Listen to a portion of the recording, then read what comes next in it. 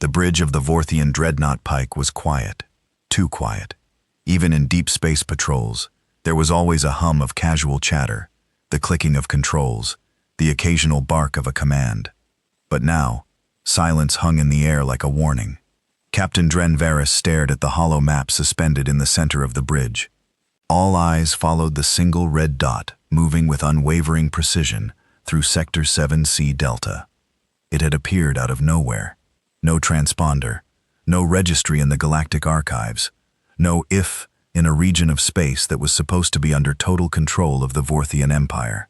"That's no registered vessel," murmured First Officer L, her pale green skin tightening around her jaw. "And it's headed straight for us." Captain Varys didn't flinch, but his claws tightened on the armrest of his command chair. "Enlarge. I want visuals." The hollow map flickered, then zoomed. What they saw didn't make sense. It was ugly, not like the sleek, engineered perfection of most Imperial crafts. This ship looked like it had been built out of raw scrap, rough plating, asymmetrical design, exposed piping, and a massive central cannon-like structure that glowed a soft, eerie blue. It wasn't spinning. It wasn't swerving. It moved like a predator, calculated, slow, and unbothered. "Species identifier?" Varys asked. Lal tapped at the console. "Unknown hull material is primitive. Iron-carbon alloy with layered radiation shielding. But Captain, the energy signatures. This ship has power outputs that rival our main engines." "Primitive materials. Advanced output," Varys growled. "That makes no sense. They were Vorthians, rulers of the galaxy for the last 300 years. Their tech was unmatched. Their dominance total. Whatever this thing was, it didn't belong. It couldn't end a standard hail," Ferris ordered.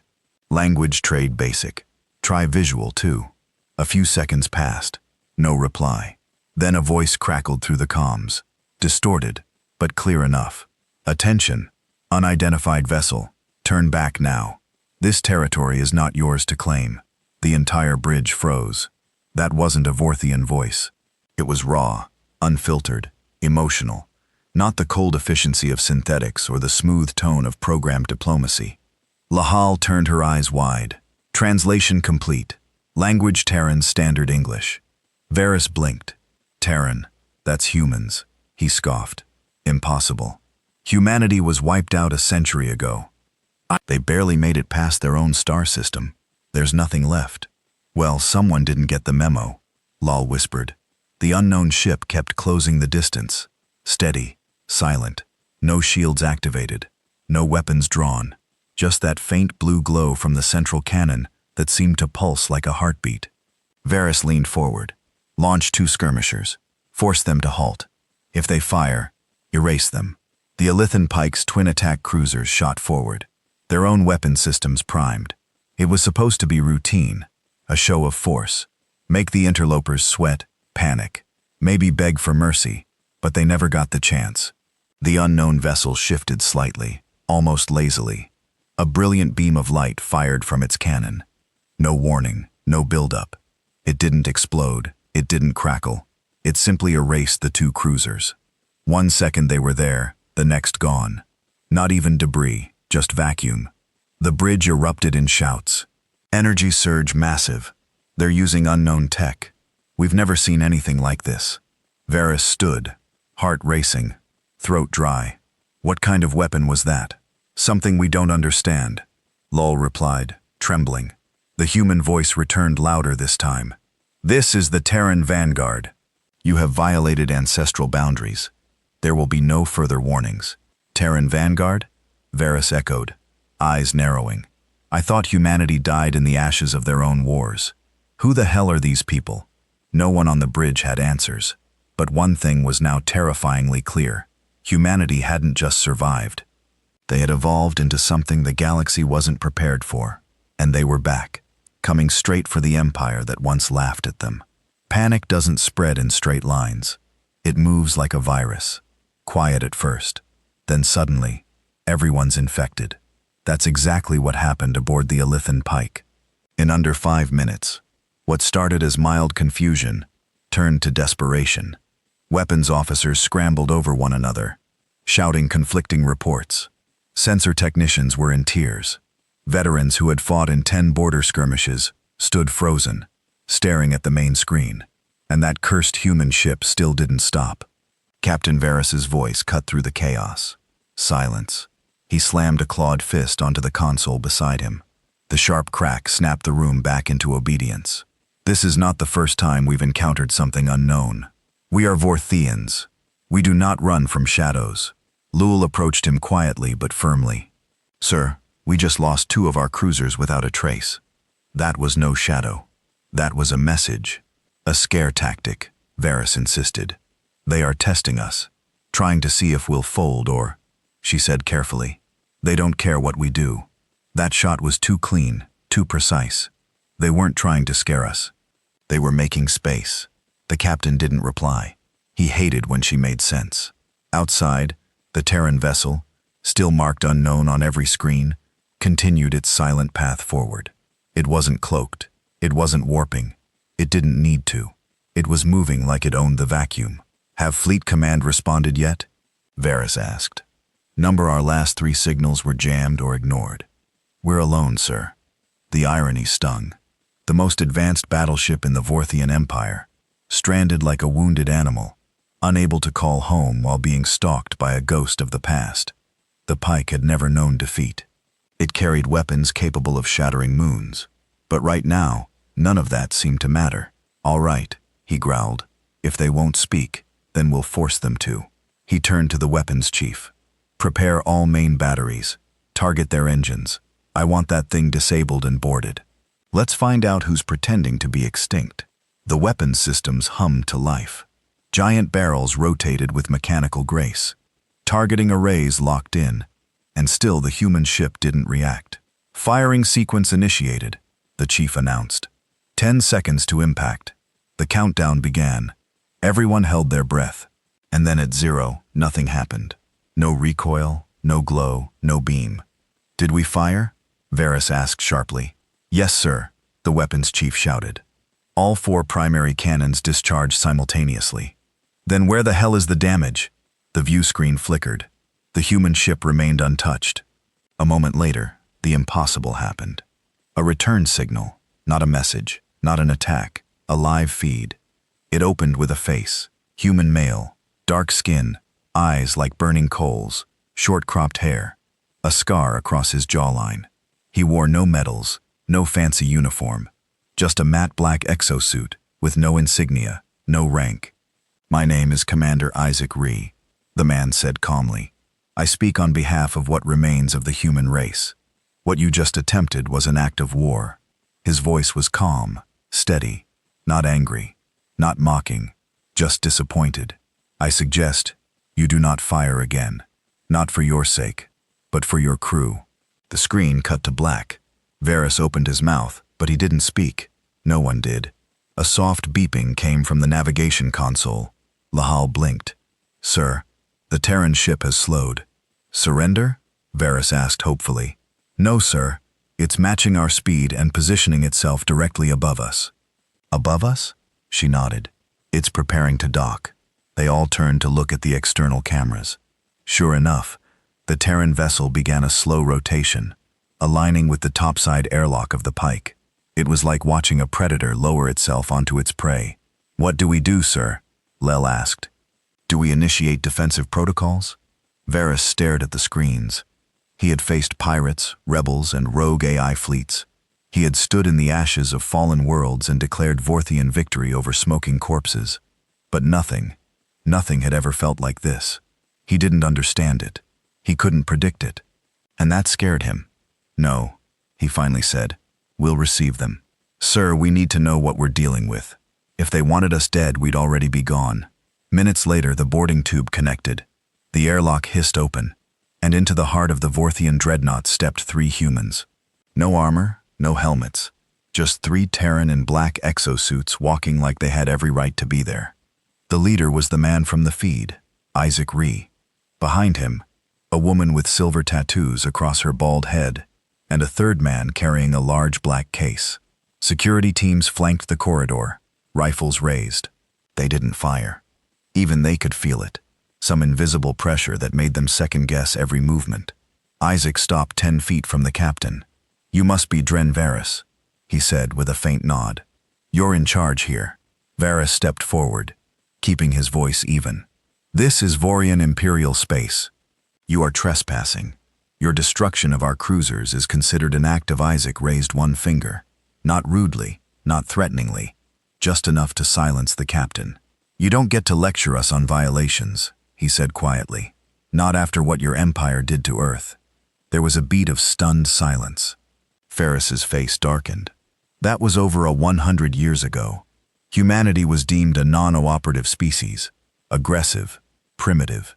You refused integration. We refused slavery, the woman behind Isaac said coldly. "There's a difference. You nuked your own planet to avoid capture." Varys snapped. Isaac tilted his head. "Wouldn't you?" That shut everyone up. Isaac took another step closer. "You don't know what happened after that. You thought Earth was gone. You thought we all died in the ashes. But some of us got out. We built in the places you wouldn't look. We took your stolen tech and improved it. We didn't just survive, Captain." He leaned forward. "We transcended." Isaac snapped his fingers. The third human, the one carrying the black case, opened it. Inside was a small device, no bigger than a fist. It pulsed faintly with red light. "Do you know what this is?" Isaac asked. Varys stared. "A weapon number, a seed. A fragment of Earth's last AI core. It's sentient. It's older than your empire. And it's been watching every one of your ships. Every movement. Every war crime." "You're bluffing," Ferris growled. Isaac smiled. "Am I?"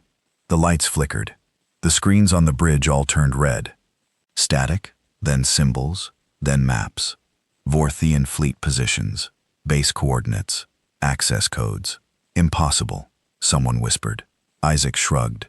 "We know your weaknesses, your patterns, your fears." Varys looked at the humans. No backup, no visible weapons, just 3 people in a box. And yet the dreadnought felt like it was under siege from inside out. "What do you want?" he asked. Isaac's smile vanished. "To remind you."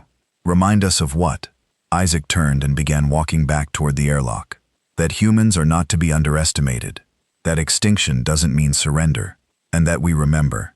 He paused at the threshold. "Oh, and one last thing." He tapped his comm. Outside the ship, the massive cannon on the Terran vessel charged again. Varys shouted, "Shields up!" But nothing happened. "We're locked out," Lel cried. "They've overridden our systems." A massive beam fired, but not at the pike. Instead, it streaked into the darkness, striking a moon that had been orbiting silently in the distance. The moon cracked in half. Everyone on the bridge watched in stunned silence as an entire celestial body was reduced to dust and drifting stone. Isaac looked over his shoulder. "That was your last warning." Then they were gone. The Terran ship detached and vanished in a silent burst of acceleration. For a long time, no one spoke. Then Lahal whispered, "What now?" Captain Varys sat down suddenly, feeling 100 years older. "Now," he said, "we report to High Command." "And tell them what?" He stared at the dark screen.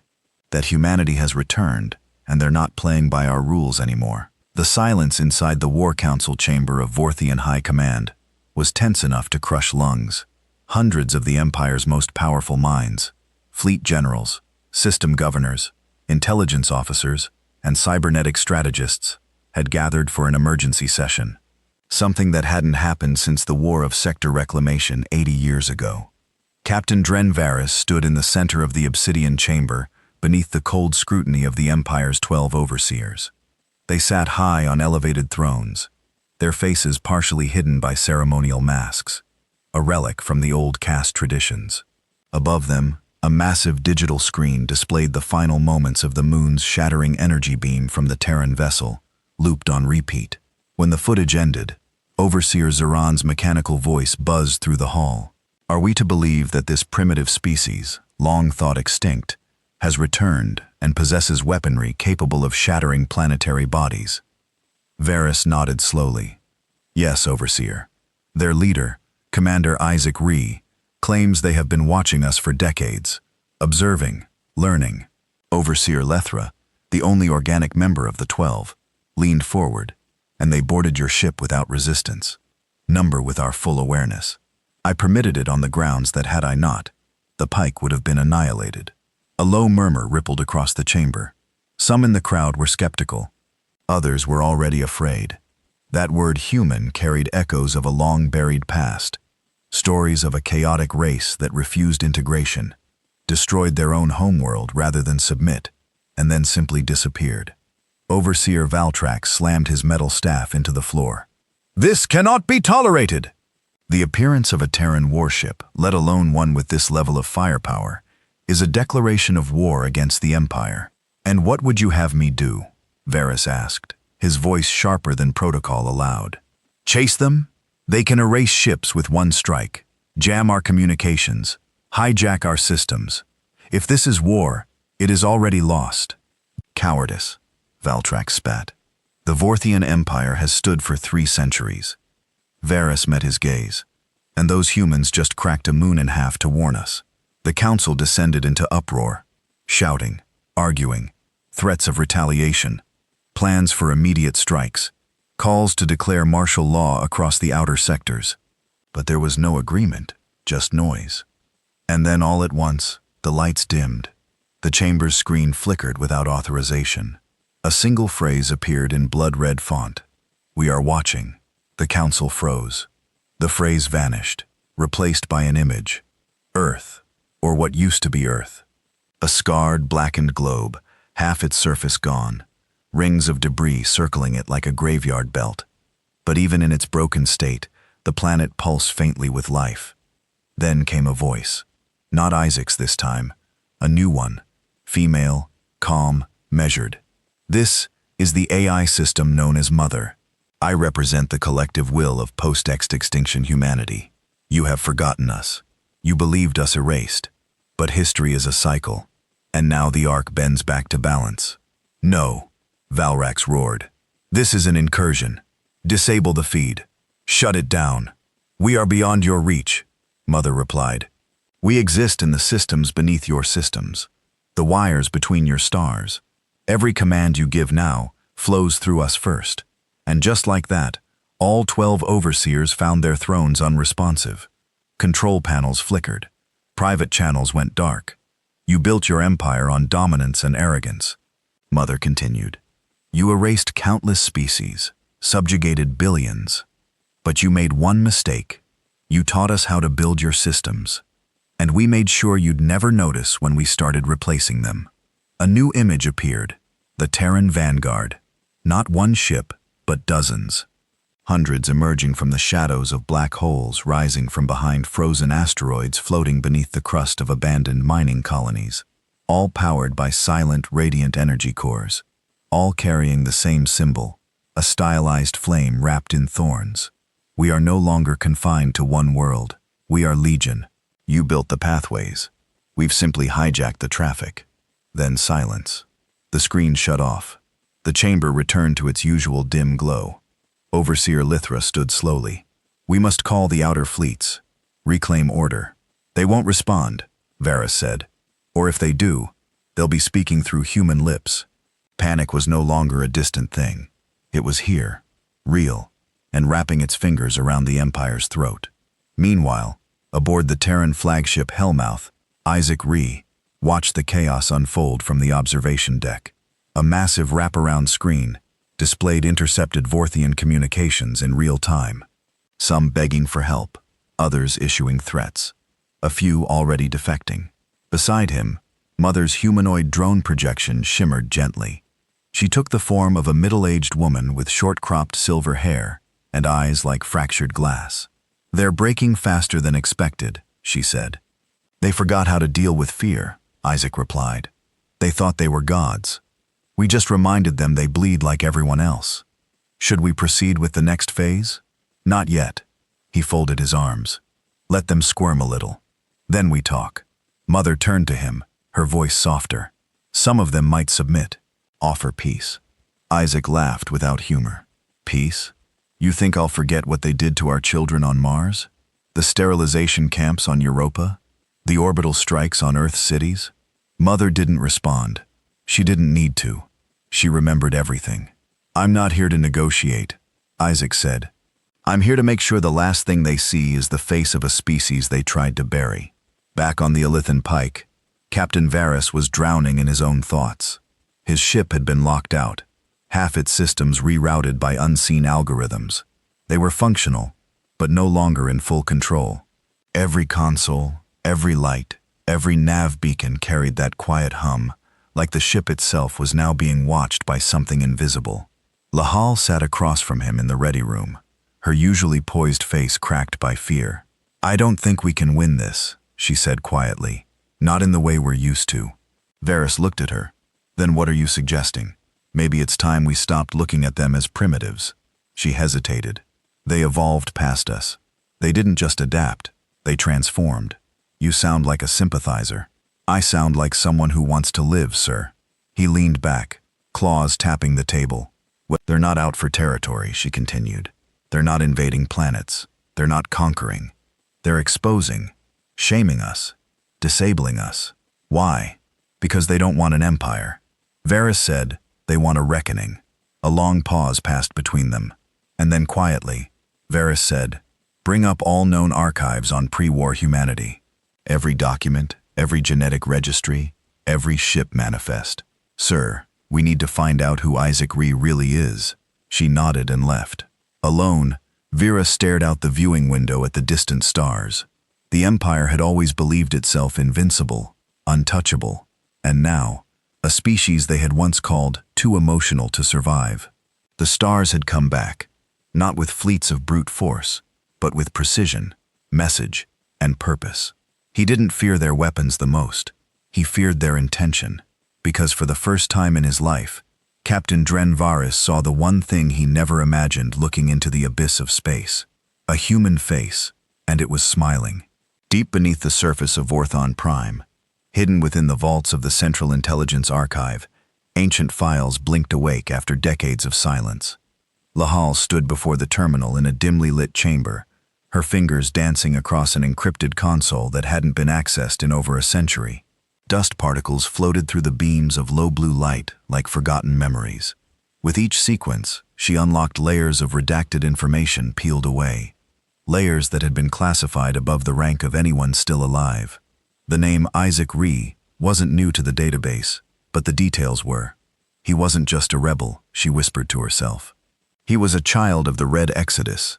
According to the recovered files, Isaac had been born on Earth's last functioning outpost, a subterranean city beneath the ruins of what had once been called Nova Chicago. His parents were among the original engineers who led the resistance against Vorthian integration. Ree had witnessed the orbital firestorms that turned his world into glass. He was 10 when the Empire declared Earth a failed civilization. He was 11 when they erased his mother with a low-orbit kinetic strike. And then he vanished. No body, no confirmation of death, just a single note in the margins of a report. Unit 47 failed to retrieve the subject. Extraction compromised. Entity presumed rogue. Lahal leaned back, heart pounding. He hadn't just survived. He had disappeared into the cracks of Empire and come back a century later, not as a scavenger, but as a symbol. A hum buzzed through the air. She turned quickly. Captain Varys entered the chamber, his face drawn tight with weariness. "Anything?" he asked. She nodded. "More than I wanted to find." He walked up beside her, arms behind his back. "You ever hear the story of the first time we found humans?" She raised an eyebrow. "Back when they were still sending out slow ships before faster than light." He nodded. "Our science division called them ambitious primates, said they were fascinating, but doomed. Too emotional, too chaotic." She tilted her head. "Sounds familiar." "I read those files," Varys said. "We studied their emotions like they were viruses.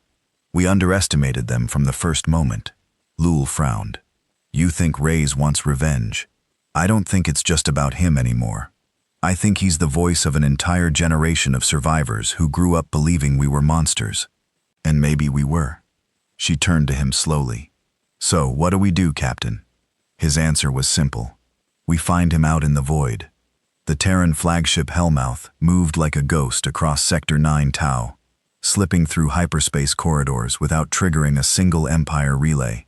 It wasn't stealth tech. It was infiltration. The Empire's own traffic control systems had been subtly rewritten by Motor. Over the years, every fleet movement was known. Every patrol route anticipated. Inside the ship's core chamber, Isaac stood in silence as an old broadcast played. It was an original recording, static, broken by electromagnetic damage, but still clear enough. We fight because we are human, because we choose to resist. If this message reaches you, remember emotion is not weakness. Empathy is not failure. We are the fire that never dies. It was his mother's voice, one of the last messages transmitted from Earth before the final Vorthian purge. Isaac listened with eyes closed. Her voice still haunted his dreams, still lit the rage in his chest like a fuse. They had called her a terrorist. He called her a teacher. Mother's drone form approached silently. Isaac, we've intercepted a communication. A single Vorthian dreadnought is attempting to break rank from the main fleet. He opened his eyes. Which ship? The Alithan Pike. His brow twitched. Varys. Yes. He thought for a moment. Is he trying to run?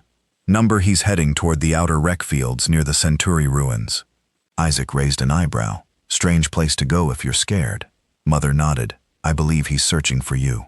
Isaac turned fully. Interesting. You could eliminate him. Mother offered a targeted strike. Quiet. Final. Isaac was quiet for a moment. Number. Let him come. Mother tilted her head. Why? Because he might be the first Vorthian brave enough to look me in the eye and listen. The Centauri ruins were not a tourist site. They weren't on maps, weren't referenced in any modern charts, and no trade ships ventured there willingly. It was a graveyard. Dozens of derelict warships from the final years of the human purge war, their shattered hulls still floating in a slow ballet of decay. The Empire never bothered cleaning it up. Too far out. Too painful a memory. But Varys knew what it meant to the Terran. A sacred site. A place where hundreds of thousands died defending their last strongholds. He stood at the edge of the Pike's hangar deck, watching the ships maneuver carefully through the field of wreckage. Debris floated like frozen ghosts. Then the proximity alarm chimed. A blip, a pulse. No mistaking the energy signature. The Hellmouth had arrived. Don't power up weapons, Varys said. Al stared at him. Sir, that ship destroyed 2 cruisers and cracked a moon. I know, and we're not going to arm ourselves. He looked at her. I didn't come here to fight. The Terran ship didn't attack. It hovered just above a ruined Vorthian destroyer, then launched a single transport shuttle. No escorts, no weapons visible. It docked with the Pike 10 minutes later. This time, Isaac came alone. No guards, no show of force, just the quiet presence of a man who carried history in his eyes. He stepped into the command deck like he'd been there before. He looked at Varys for a long moment before speaking. You came here without shields, without weapons. Yes, you're either very stupid or very brave. Varys chuckled.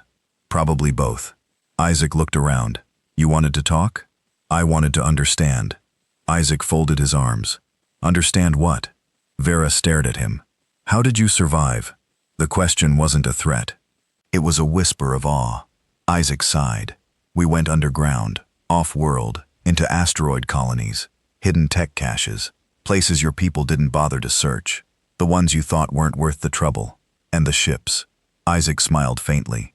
You built the tools. We rewired them. Isaac met his eyes. Then you'll watch your systems collapse from the inside. Not from bombs, from code, from whispers, from every ship that no longer answers your call. They stared at each other in silence. 2 relics of opposite empires, one born of domination, one born of defiance. You're angry, Varys said finally. Wouldn't you be? Isaac replied. Then he turned to leave. As he reached the door, Varys called out, Wait. Isaac stopped. I have one more question. He turned silently. Are there more of you? Isaac smirked. Oh, Captain. His voice dropped to a low murmur. We were the weakest of what survived. Then he stepped into the shuttle and disappeared. The Hellmouth vanished seconds later, slipping back into the black. Varys stood alone on the deck, staring into the Centauri ruins, and realized something chilling. Humanity hadn't just returned. They'd been waiting. And now, the reckoning had only just begun. In the shadow of the Centauri ruins, where hollow ships whispered of old wars, Captain Drenvaris sat alone in his quarters aboard the Alithan Pike. The silence was suffocating. Even the usual humming of the ship seemed quieter, as if the Pike itself were holding its breath after Isaac Reese's visit. The words rang in his ears like prophecy. We were the weakest of what survived.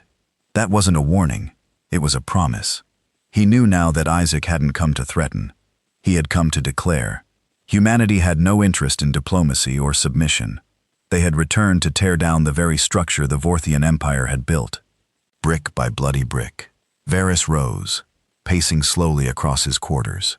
Every wall panel and hollow screen had been swept for surveillance, but there was no need. If Mother was watching, she wouldn't be hiding it. And that was the worst part, how confident they were. The Terran didn't just have power, they had control. A soft knock echoed at the door. He pressed a button and Lel entered with a small data slate in hand. We've completed the review of nearby sectors, she said. At least 3 Vorthian outposts have gone dark. No explosions, no resistance reports, just silence, like they were swallowed. He took the slate, skimming through the log entries, and communications intercepted, hijacked by someone or something. Our relays send messages out, but what comes back isn't Vorthian. He looked up. Then we're already losing. We lost the moment we stopped believing anyone could fight back. Her words cut deep. It wasn't just about weapons or fleets. It was the arrogance that had blinded them all. The Empire had spent centuries thinking fear alone could maintain order. But humans had learned to survive inside fear. They had evolved within the shadow of annihilation. What's our next move? She asked. Varys exhaled a heavy breath from a weary heart. I go to the Overseers again. They didn't listen last time. They will now, or they'll burn with the rest of us. Back on Vorthian Prime, the Grand Overseer chamber was in disarray. Reports flooded in from across the Empire. Ghost ships entering restricted zones. AI malfunctions. Colony worlds going dark one by one. A military outpost on Brinks had simply stopped responding. No alerts, no distress, just vanished. A new feed crackled on every monitor in the room, uncalled, unauthorized. Isaac Reese again. But this time, it wasn't just a face. It was a funeral. Behind him were hundreds of humans standing in silence beside a mass grave carved into a frozen wasteland. Each body wore a different uniform. Miners, engineers, soldiers, scientists. On each slab, a single line was engraved. They were erased by those who called themselves gods. Isaac's voice was like frost. You built monuments to conquest. We buried our dead beneath yours. Now we build something different. Not empires. Not thrones. Judgment. One overseer slammed his fist onto the control console. Cut that feed! But the systems wouldn't listen. Isaac continued.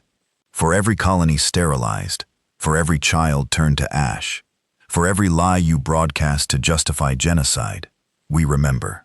We always remembered. The screen cut to black. Then a single word appeared. Reckoning. In a hidden chamber within the Empire's vault of genetic archives, Overseer Lethra stood before a sealed pod. Few even knew of its existence. An emergency fail-safe developed during the Purge Wars. Inside was a prototype species. Vorthian DNA fused with Terran muscle memory, designed to counter unpredictable enemies like humans. The project had been labeled Project Eclipse. It was never activated until now. She entered the authorization code with shaking hands. If humans were going to unmake the galaxy, she would at least give the Empire a monster to fight monsters. Meanwhile, aboard the Hellmouth, Isaac Reese stood before a council of his own.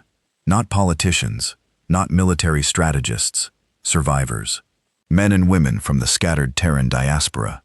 Some were cybernetically enhanced, others scarred from radiation storms, all of them forged in fire. Across the chamber, a projection showed the Empire's neural net unraveling.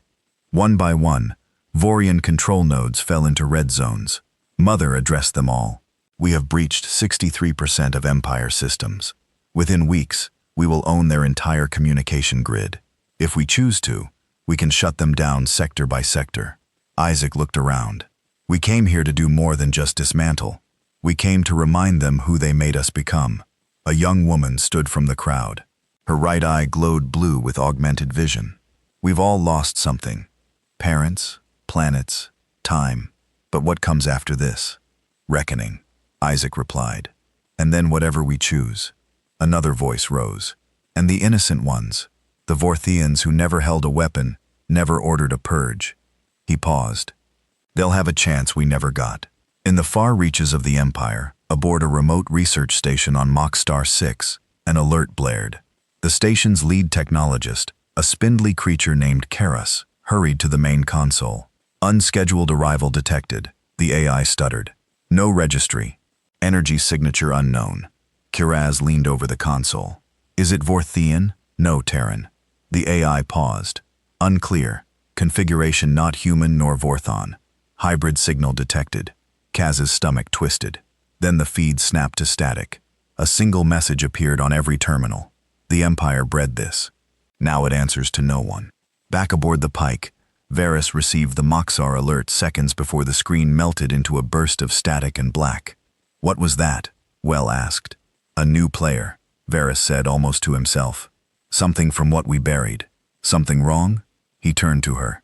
Prepare the engines. We're going to Moxar. She frowned. You think the Terran are behind this? I think we're about to meet something worse. As the Hellmouth passed into an unmonitored sector, Mother spoke softly in Isaac's ear. There's been an anomaly. What kind?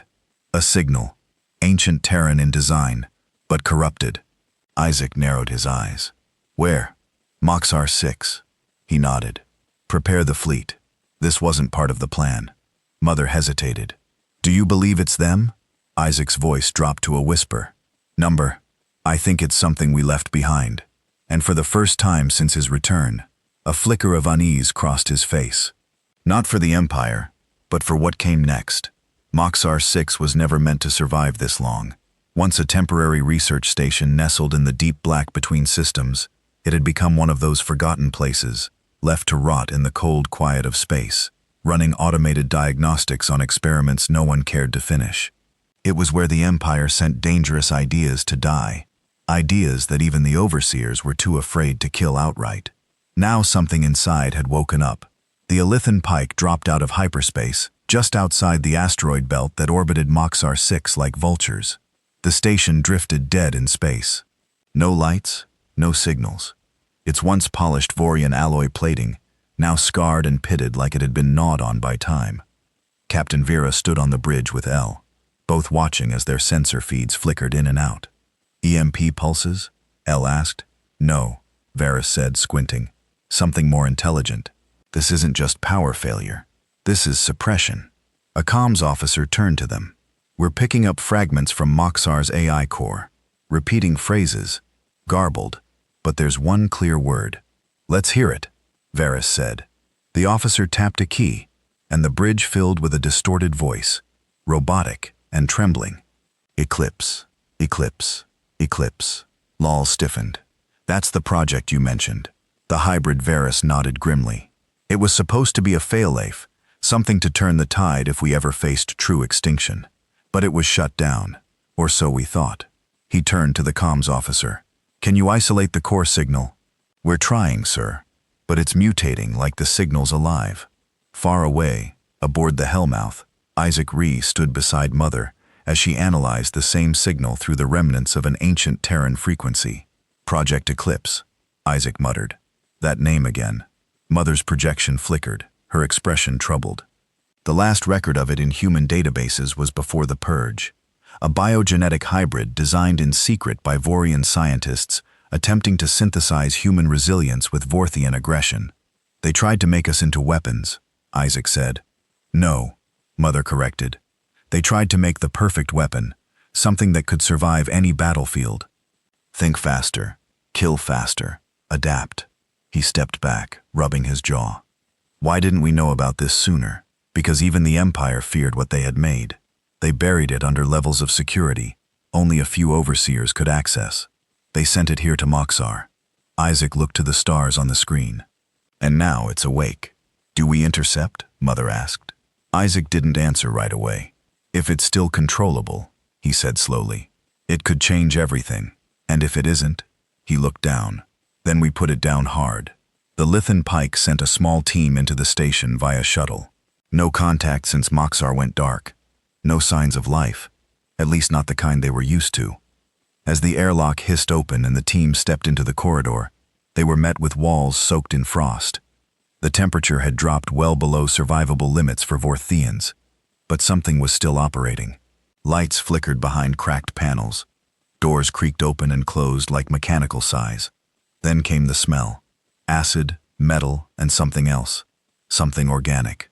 The team's leader, Commander Traval, held his plasma rifle high. Readings. The tech beside him, a young recruit named Hezin, checked his scanner. No movement, but there's heat deep in the core level. Very faint. Then that's where we're going, Traval said. As they moved deeper, the walls began to shift, not structurally, but biologically. Veins of something black and fibrous threaded through the walls, pulsing faintly, like they were breathing. "What is this?" Peasant asked. Traval crouched beside one of the black veins and sliced a piece off with his vibro blade. It oozed a thick silver liquid that steamed on contact with the cold air. "It's alive," he muttered. "Something's growing in here." A distant scream echoed down the corridor. Not human, not Voron, just a sound that made their bones ache. They weren't alone. Back on the pike, Varys monitored the team's vitals from the bridge. Heart rates elevated, breathing erratic. "They found something," he whispered. Then, one by one, the vitals flatlined. The last transmission from Hezin's helmet cam showed a massive chamber pulsing with light. A figure stood in the center, 9 feet tall, surrounded by tendrils of black biotech that writhed like they were feeding off the walls. The figure looked up, eyes like molten gold, skin a swirling mix of human flesh and Vorian scales, and then static. When Isaac's fleet arrived, the pike hailed him immediately. "Captain Varys," he said as his image appeared on the Hellmouth screen. "We have a problem," Varys said without hesitation. "It's not Terran. It's not Vorthian. It's something new. It killed my entire recon team." Mother pulled up the latest scans. The bio readings from Moxar were off the charts, no longer static. The hybrid was growing, feeding. Isaac narrowed his eyes. "What's it doing?" Varys looked exhausted. "It's using the station's systems to multiply, replicate. It's not just a soldier anymore. It's a virus, a thinking one." Isaac turned to Mother. "Any way to contain it?" Her expression turned dark. "Not with conventional weapons. It's learning, already adapted to Vorthian plasma. It'll adapt to ours next. Then we destroy the station," Isaac said. "Now?" "No," Varys interrupted. "If we fire on Moxar and it survives, it'll scatter across the sector. Infect systems, ships. We need to go in together." Isaac hesitated. "You want to team up? Unless you want this thing showing up on Terror 1 next week," Varys said sharply. Isaac stared at the screen silent. Then, with a slight nod, he agreed. "Gear up. We breach the core in 20. 2 ships, 1 Vorthian, 1 Terran, sent combined forces into Moxar." Isaac led the Terran, hardened survivors with cybernetic limbs and eyes that glowed with nanite overlays. Varys led the Vorthians, elite commandos in exo-armor with minds trained for war. For the first time in living memory, the two enemies walked side by side, down the frozen corridors of an old Empire ruin. And something in the dark watched them. The hybrid called itself Eclipse. It didn't speak, not in the way organic creatures did, but through the walls, through the veins of the station. It pulsed messages into the minds of both humans and Vorthians. Images, feelings, hunger. It showed them Earth burning, Vorian cities collapsing, the chaos of war. Then it showed something worse: peace, forced unity, one language, one race, one ruler. It didn't want to kill, it wanted to replace. They reached the core chamber. It looked nothing like a research bay anymore. It was a nest grown from the body of the station itself. Machines bent and reformed into rib-like arches. The hybrid floated above the center, tendrils embedded into the walls, feeding on the station's last bits of energy. Isaac and Varys stepped forward together. "You see us?" Isaac called out. The creature turned. Its voice wasn't heard through ears. It was felt in their spines. "I see you both," And I see your extinction. Isaac raised his weapon. Not today. The hybrid laughed inside their minds. You made me to survive you. Now I will do what neither of you could. But what's that? Varys asked. Create a galaxy that doesn't fear death, because death will be me. The hybrid lunged, and the battle for Moxar 6 began. The hybrid's first strike shattered gravity itself. One moment, Isaac and Varys were standing side by side in the core chamber. The next, they were flung across the walls like rag dolls. The floor folding upward like the room itself had become a living organism. The Eclipse entity didn't just fight with brute force. It warped the battlefield, twisting physics and space like a child snapping toy blocks. Isaac slammed into a bulkhead hard enough to crack bone, but he barely felt it. Adrenaline surged. Pain would come later. He rolled, got to his feet, and fired his pulse rifle into the core. The beam hit the creature square in its center and dispersed. No damage, just light bending around a fluid surface that absorbed the attack like breath in the cold. Across the room, Varys was already in motion, directing his team with sharp barks. Focus fire on its anchors. Cut the tendrils. The hybrid floated above them, tethered to the ceiling, the floor, the very walls of the chamber, with thick black cords of living biotech. As Varys and the Vorthians opened fire, those cords writhed and snapped like whips, tearing through armor, slicing metal, and splattering blood against frosted walls. Isaac switched channels. Mother, now would be a good time to find me a weak spot. Her voice came through with static. The creature is using quantum drift shielding. Any targeted energy is redirected along dimensional phase lines in English. You can't shoot it directly, but the tendrils, those are still physical, organic, vulnerable.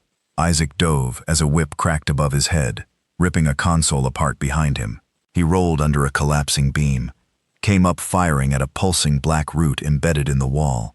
This time the beam struck true, burning through the organic mass and causing the hybrid to scream.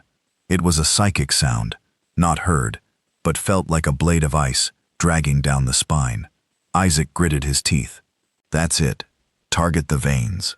Copy! Shouted Varys from the other side of the chamber. Voron units, aim for the walls. Bleed the beast. For a moment, chaos found direction.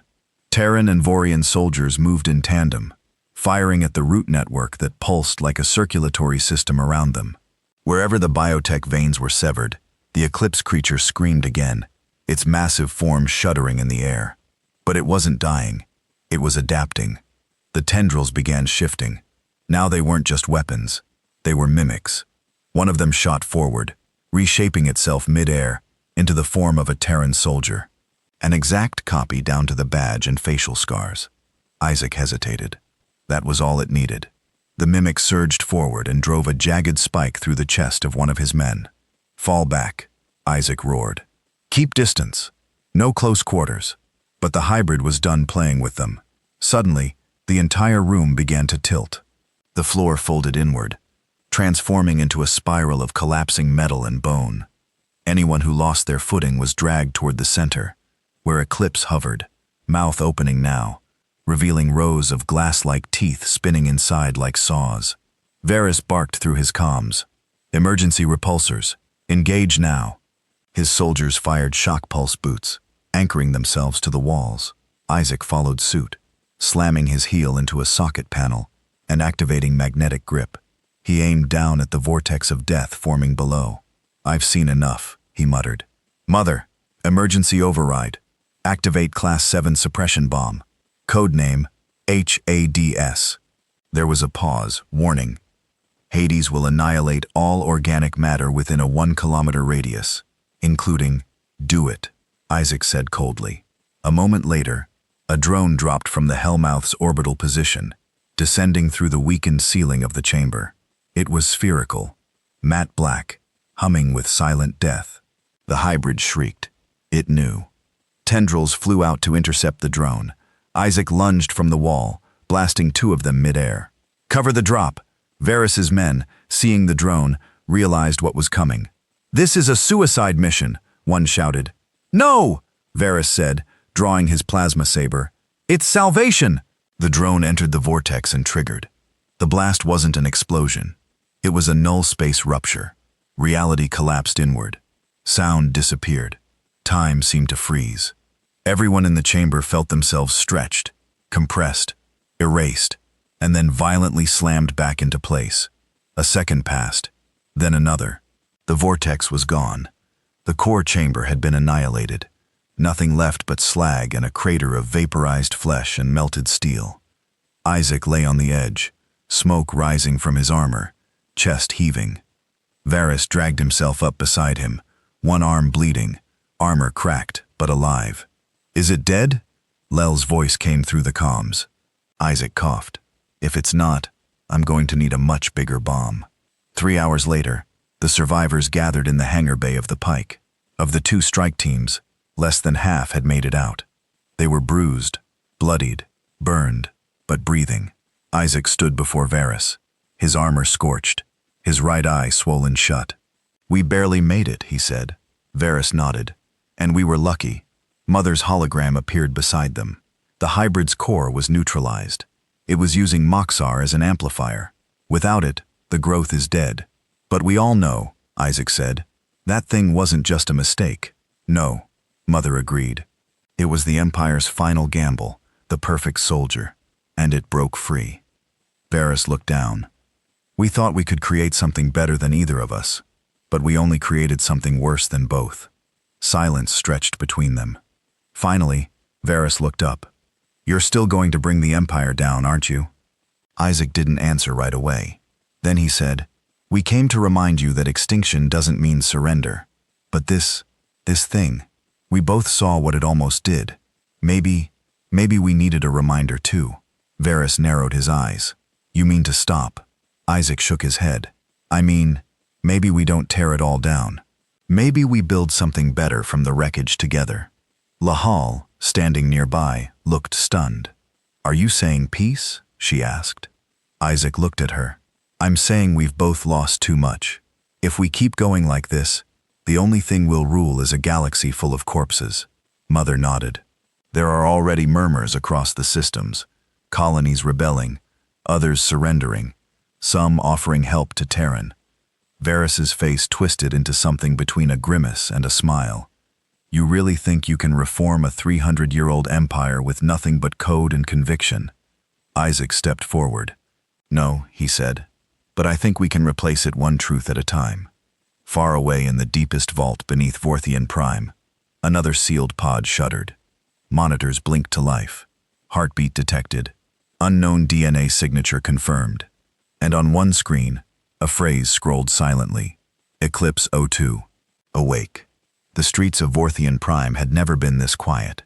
For a planet that once pulsed with the mechanical precision of an unshakable empire, military parades, robotic enforcers, citizens bowed by order. The stillness now was unsettling. Towers of black alloy stood tall and silent. Hollow banners no longer broadcast overseer speeches. Instead, grainy static shimmered where propaganda once flooded the skyline. And then the banners flickered. A new face appeared. Isaac Rhee. He stood in a dark chamber somewhere beyond the stars, wearing the matte black Terran command armor. His features hardened but not unkind. Behind him, no flags flew, no symbols of power or conquest, just a blank wall and silence. "People of the Empire," he said, voice steady and raw. "Your overseers are gone." The message streamed across thousands of cities on millions of screens. No warships were fired, no bombs dropped on your homes, no orbital strikes. We didn't come here to destroy your world. We came to end the lie it was built on. Every remaining citizen, soldier, and official who still had access to a feed, who still had breath in their lungs, watched. 3 centuries ago, you burned our planet and declared yourselves gods. You enslaved races, dismantled cultures, and silenced truth. You used fear to control, and you believed no one would survive long enough to challenge you. He leaned slightly towards the feed. You were wrong. Behind him, the camera widened to show Varys.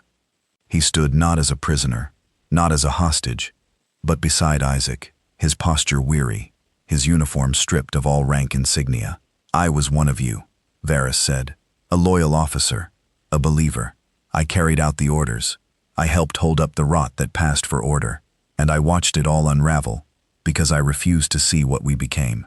He lowered his eyes briefly until I met the last people we thought we'd buried in ash. Isaac stepped forward again. We are not conquerors. We are not your new masters. We are what you tried to kill and failed. But now we offer you a choice. He raised a hand. A new symbol appeared in the air behind him, etched in fire. The Terran flame wrapped in thorns, but now cracked open, the flame rising out. Rebuild with us, or remain in the rubble of the empire you lost. The screen faded. The message repeated across system after system, and the galaxy listened. In the core of the Hellmouth, Isaac sat with Varys in a quiet chamber. No guards, no weapons. Just two men who had once stood on opposite ends of extinction. Varys nursed a cup of bitter synthroot tea, an old Terran recipe, revived by those who had kept fragments of their culture alive in hiding. You're actually going through with it, he said, dismantling the entire structure. Isaac nodded. Not dismantling, replacing. We're giving it back to the people who were crushed under it. Varys looked out the viewport at the drifting remains of what had once been the Vorthian High Command fleet, now hovering lifeless in space, crewless or surrendered. You know they'll resist. Some sectors won't accept this. Some governors won't bend. I'm not asking them to bend, Isaac said. I'm asking them to choose. If they refuse, we'll lock them out. No trade, no access to the central net, no control over the people beneath them. You're creating a vacuum. Isaac leaned back. That's what life needs to breathe. They were interrupted by Mother's projection, flickering to life. We have a problem, she said, expressionless. Isaac's heart sank. Another rebellion number a survivor. One we didn't expect. Varys sat up. What kind of survivor? Mother turned to him. Do you remember Project Eclipse 02? He froze. No, it was never activated. They deemed the first hybrid too unstable. The second was sealed away. I saw the logs. Well, Mother said grimly, you didn't seal it well enough. A 3D model appeared above the table. It was the second hybrid, Eclipse 02. But unlike the first, it wasn't tethered to one structure or system. It had been designed for mobility, stealth, viral replication. It looked humanoid, almost fully Terran, but with eyes like polished obsidian and bones laced with glowing green veins. Where is it now? Isaac asked. Mother hesitated. We lost its signal after it breached the security at Vault 6 beneath Vorian Prime. It went dark until 3 hours ago. She brought up footage, shaky, intercepted from a now-destroyed probe. Eclipse 02 stood atop a ruined Overseer Tower, alone, watching the skyline. Behind it, corpses fresh scattered across the stone. Then the thing turned and looked directly at the probe and smiled. Isaac stood slowly. It's not acting like the first one. No, Mother agreed. The first was rage. This one is purpose. In the lower slums of Vorthian Prime, the citizens had barely begun to understand what had changed. Word of the Empire's collapse moved slower here. Most still feared patrols that no longer existed. Many believed Isaac Ree was a myth, an invention of rebellion to stir hope. But then Eclipse 02 came. It moved through the city like a shadow. No guns, no army, just itself. At first, it didn't kill. It converted. Whispers spread of people who went missing, then returned with blank eyes and silent mouths, serving the thing without question. Soldiers who once upheld the Empire suddenly changed sides, speaking in robotic tones, praising the final harmony. Graffiti began to appear on old government walls. No more species, no more wars, only one, only Eclipse. It wasn't conquest through fire, it was absorption. Back on the Hellmouth, Isaac and Varys stood in the war room with Mother and a small group of strategists from both Terran and Vorian sides. Old enemies turned uneasy allies. Isaac looked over the reports. We're dealing with an ideology, one built into its biology. It wants unity, said one of the Terran tacticians. But not through freedom, through assimilation. It doesn't need an army, Varys added. Just time. Every person it touches becomes another node, a mouthpiece, a loyal servant. Mother folded her hands. If it reaches the planetary net, it can replicate across all Vorthian infrastructure, maybe even through some of our lower Terran systems. Isaac looked grim. Then we take it out before it spreads. And if it's already spread, someone asked. Isaac didn't hesitate. Then we burn it out. In the heart of Vorthian Prime, Isaac, Varys, and a combined task force of Terran and Vorin operatives moved through the ruins of the city toward the last known location of Eclipse 02. Drones buzzed overhead, scanning, broadcasting, watching. Civilians were warned to stay hidden. Most didn't need to be told twice. They found it in the ruins of the Overseer Hall, alone, waiting. It sat atop the old throne, once occupied by the Grand Overseer, legs crossed like a king at rest, hands steepled in front of its face. "You came," it said. The voice was calm, software, genderless, like 1,000 people whispering at once. Isaac stepped forward, rifle lowered. "You don't belong here." "But I do," Eclipse 02 replied. "I was made for this moment, to end your conflict, to erase your division, to perfect what you broke." Varys raised his weapon. "You're just another monster, another mistake." "No," Eclipse said. "I am your successor, the Empire's failure, humanity's rage. I am the future without choice, without suffering. One will, one voice." Isaac stepped forward. "Then let's see how quiet you scream when we take that voice away." They opened fire, but Eclipse 02 moved faster than thought. It was thought. It split, multiplied, reshaped itself into mirrored clones of Isaac, Varys, and every soldier in the room, fighting them with their own forms, their own memories.